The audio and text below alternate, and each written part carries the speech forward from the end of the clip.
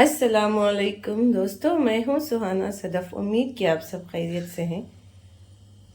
दोस्तों, मैं अब बना रही हूँ मूंग की खिचड़ी। तो इसके लिए मैंने सारे मसाले कट कर दिए हैं। तो इब्राहिम और अबरार जो हैं, अगर ये मसाले मैं इसको बघार में पकाऊं तो मसाले मिल जाएंगे, प्याज टमाटर कच्ची मिर्च, तो ये नहीं खाएंगे, फिर बहाना बनाएंगे खाने का। इसलिए मैं क्या करती हूँ, हमेशा प्याज टमाटर और कच्ची मेथी जो होती है, इसको मैं मोटा मोटा पीस लेती हूँ। पीस के बघार में थोड़ा पकाती हूँ। पका के मैं मूंग की खिचड़ी पकाती हूँ, तब जो है वो बहुत मज़े से खाते हैं कि मूंग की खिचड़ी बहुत अच्छी है। तो देखिए, मैं अब जार में पीस रही हूँ।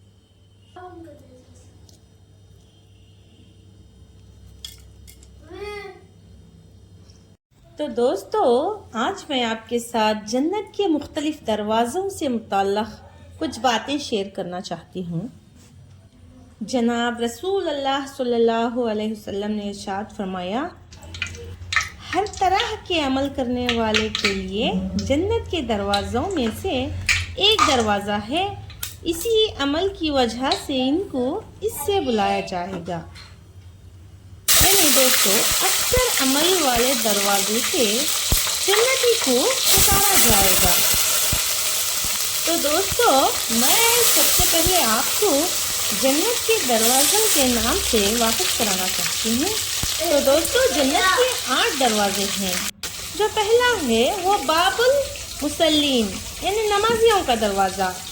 दूसरा जो है बाबुस साइमीन यानी रोज़ेदारों का दरवाज़ा।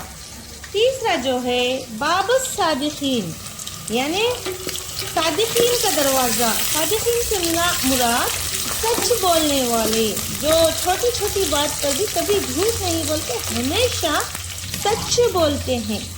चौथा जो है बाबुल मुतसद्दिकीन यानी बाहम दोस्ती रखने वालों का दरवाज़ा, जो हमेशा किसी से भी दुश्मनी नहीं करते, हमेशा हर किसी से, हर छोटे से बड़े से, दुश्मन से, हर किसी से हमेशा दोस्ती का हाथ बढ़ाते हैं। और पांचवा जो दरवाज़ा है बाबुल खानिकीन यानी आजिज़ी और जारी दिखाने वालों का दरवाज़ा, यानी हमेशा ऐसे लोग जो हमेशा उनकी बातों में आजिज़ी होती है, गिरिया जारी होती है, जो कभी घमंडी से फखर से बात नहीं करते, हमेशा आजिज़ी व इनकसारी होती है उनके पास। उनकी बातों से ही पता चल जाता है कि इन लोगों में कितनी आजिज़ी है, जो कभी किसी का दिल भी नहीं दुखाते। इस तरह के लोग, इन लोगों के लिए एक दरवाज़ा है जिसको कहते हैं बाबुल खानिकीन। और जो छठा दरवाज़ा है बाबुस ज़ाकिरीन यानी खुदा को याद करने वालों का दरवाज़ा। दोस्तों, आपको पता है दुनिया में ऐसे लोग हैं जो हमेशा रात में बैठकर, आधी रात में बैठकर खुदा को याद करते हैं, खुदा से बातें करते हैं। ऐसे लोगों को मैंने देखा है। एक हमारे मामू भी हैं, एक हमारे मामू बड़े मामू हैं, जो हमेशा आधी रात में उठकर खुदा से बातें करते हैं। जब भी कभी कभार हम देखते हैं मामू को, तो हमें बहुत एहसास होता है कि मामू कैसी शख्सियत है, जो दिन में उन्हें कोई नहीं जानता, मगर रात में जो है उन्हें खुदा जानता है कि मामू और खुदा का क्या रिश्ता है। मामू जो है हमेशा खुदा की रात में इबादत करते हैं।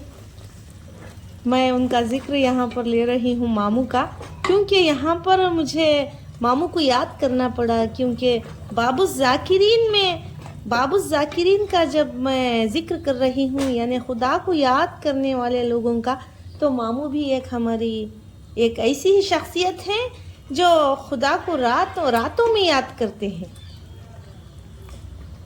दोस्तों, आपको पता है जो लोग खुदा को रातों में याद करते हैं, उनको देखने से खुदा याद आ जाता है। तो दोस्तों, 7वां दरवाज़ा जो है बाबुस साबिरीन है यानी सब्र करने वालों का दरवाज़ा। कुरान में भी इसका ज़िक्र आया हुआ है कि इन्नल्लाहु मास साबिरीन یعنی بے شک اللہ تعالیٰ صبر کرنے والوں کے ساتھ ہے، اور جو لوگ دنیا میں صبر کرتے ہیں ان کو جو ہے اللہ جنت میں ایک پرٹیکولر ایک دروازہ بنا کے ہے، جس میں سے صرف صبر کرنے والے لوگ ہی جائیں گے، جنت کو جائیں گے۔ تو اور دوستو جو 8واں دروازہ ہے باب الخاشعین ہے، یعنی عاجزی کرنے والوں کا دروازہ۔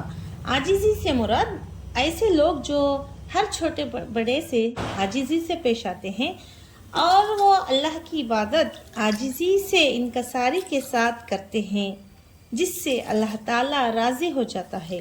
تو ایسے لوگوں کے لیے بھی اللہ نے ایک دروازہ بنا کے ہے جسے کہتے ہیں باب الخاشعین۔ اور دوستو جو 9واں دروازہ ہے وہ ہے باب المتوکلین، یعنی توکل کرنے والوں کا دروازہ۔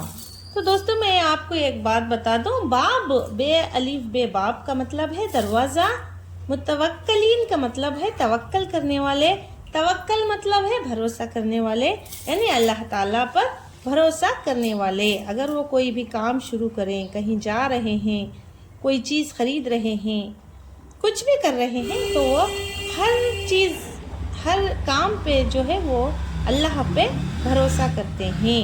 اگر ان کے پاس تھوڑی چیز ہے یا تو ان کے پاس زیادہ چیز ہے، کچھ بھی ہے، تو وہ ہر چیز کا جو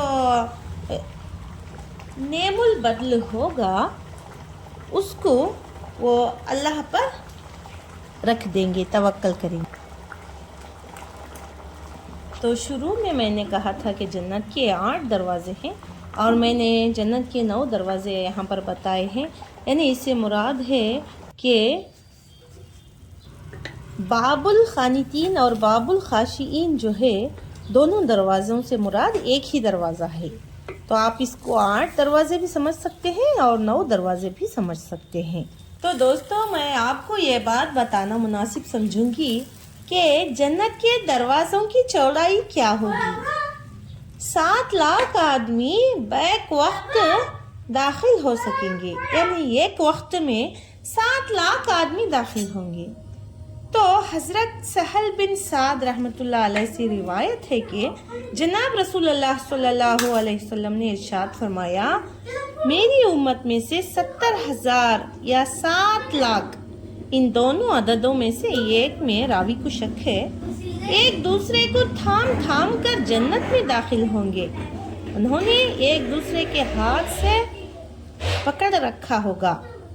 ان میں کا پہلا شخص اس وقت تک جنت میں داخل نہ ہوگا جب تک کہ ان میں کا آخری شخص داخل نہ ہوگا۔ ان کے چہرے 14ویں کے چاند جیسے ہوں گے۔ دوستو اس حدیث سے معلوم ہوتا ہے کہ 70,000 یا 7 لاکھ جنتی ایک ساتھ جنت کے دروازے سے داخل ہوں گے۔ اسی سے جنت کے دروازے کی وسعت کا اندازہ لگایا جا سکتا ہے، یعنی جنت کی دروازوں کی چوڑائی کا اندازہ لگایا جا سکتا ہے کہ ایک دروازے سے بیک وقت تقریباً 7 لاکھ آدمیوں کے گزرنے کی وسعت ہے۔ دوستو ہر دروازے کے دوپٹوں کے درمیان 40 سال چلنے کی مسافت، یعنی حضرت حسن بصری رحمۃ اللہ علیہ سے روایت ہے کہ جناب رسول اللہ صلی اللہ علیہ وسلم ارشاد فرماتے ہیں، جنت کے 8 دروازے ہیں، اس کے ہر دروازے کے دوپٹوں کے درمیان 40 سال تک سفر کرنے کا فاصلہ ہے۔ تو ہم اس کا اندازہ لگا سکتے ہیں کہ جنت جو ہے کتنی وسیع اور کشادہ ہوگی۔ تو دوستو اگر ہم بھی عابدین، شاہدین، مجاہدین، صادقین، شاہدین، قانتین، خاشعین، مومنین ان لوگوں میں شمار ہوں گے تو ہمیں بھی انہی جنت کے دروازوں میں سے پکارا جائے گا۔ تو دوستو ہر مومن کو جنت کے 4 دروازے ہوں گے۔ حضرت فزاری رحمۃ اللہ علیہ فرماتے ہیں کہ ہر مومن کے لیے اس کی جنت کے 4 دروازے ہوں گے۔ ایک دروازے سے اس کی زیارت کے لیے فرشتے حاضر ہوا کریں گے، ایک دروازے سے اس کی حور عین یعنی بڑی بڑی آنکھوں والی جو حوریں ہوتی ہیں जन्नत में इनकी बीवियां दाखिल होंगी। एक दरवाज़ा इसके और दोज़खियों के दरमियान बंद रहेगा। जब वो चाहेगा इसको खोलकर इनकी तरफ देख लेगा ताकि इसके लिए जन्नत की नेमत की कदर में इजाफा हो। एक दरवाज़ा इसके और दारुस्सलाम के दरमियान हाइल होगा। ये जब चाहेगा इससे अपने रब के हुजूर हाजिर हो सकेगा। तो दोस्तों, जन्नत में मोमिनीन को दोज़ख का मुशाहदा कराने की वजह क्या है? अल्लाह की मोमिनीन को दोज़ख के दिखलाने की क्या हिकमत हो सकती है? इसके मुख्तलिफ जवाब हैं। पहला है ताकि वो जन्नत की कदर और इस ख़तरनाक अजाब को जो इनसे दफ़ा किया गया उसको पहचानें, क्योंकि नेमत की ताज़ीम दानिशमंदी के लिहाज से वाजिब है। और दूसरा सवाल ये है, ये भी वजह बताई गई है कि दोज़ख ने अपने परवरदिगार से शिकायत की थी कि या रब, मैंने तो आपकी नाफरमानी कभी नहीं की, फिर आपने मुझे जब्बारीन और मुतकब्बिरीन यानी काफिरों वगैरह का मस्कन क्यों बना दिया? तो अल्लाह ताला ने फरमाया कि मैं सबसे पहले तुम्हें अंबिया अलैहिस्सलाम और सुलहा की ज़ियारत कराऊंगा और तू इनको पुलसिरात से गुज़रते वक्त देख लेगी। और तीसरा ये है कि ये एक जवाब ये भी दिया गया है कि ताकि अल्लाह ताला ने हज़रत इब्राहीम अलैहिस्सलाम को नारे नमरूद से जो नजात अता फरमाई, इसका मोमिनीन अपनी आँखों से मुआयना कर लें। एक जवाब ये भी दिया गया है कि ताकि कुफ़ार मोमिनों की आन बान भी देख लें कि इनके जौहर असली ईमान और आमाल सालेह की वजह से ना तो इनमें आग कोई असर पैदा कर रही है और ना इनको ख़राब कर रही है। एक जवाब ये भी दिया गया है कि ताकि मोमिनीन अल्लाह ताला के कमाल कुदरत का मुशाहिदा कर सकें कि आग में से गुज़रने के बावजूद वह इन पर अपना कोई असर नहीं कर सकी। और एक गिरोह दोज़ख में आह व फरियाद कर रहा है और एक गिरोह से खुद आग फरियाद कर रही है कि ये अहले अल्लाह मुझसे फ़ौरन निकल जाएं, ऐसा ना हो कि मेरी ताकत, अज़ाब और तकलीफ़ कम या ख़त्म हो जाए। तो दोस्तों, हम सब को अल्लाह ताला इन जन्नत के 8 दरवाज़ों में से शामिल होने वाला बनाए और हमें सीखने से ज़्यादा अमल करने की तौफ़ीक़ अता फ़रमाए। और मैं उम्मीद करती हूँ कि दोस्तों आपको हमारा ये व्लॉग पसंद आ रहा है। अगर आपको हमारा ये व्लॉग पसंद आ रहा है तो आप हमें लाइक कीजिए, सब्सक्राइब कीजिए, शेयर कीजिए, कमेंट कीजिए। हम फिर मिलेंगे नेक्स्ट व्लॉग में। अल्लाह हाफ़िज़।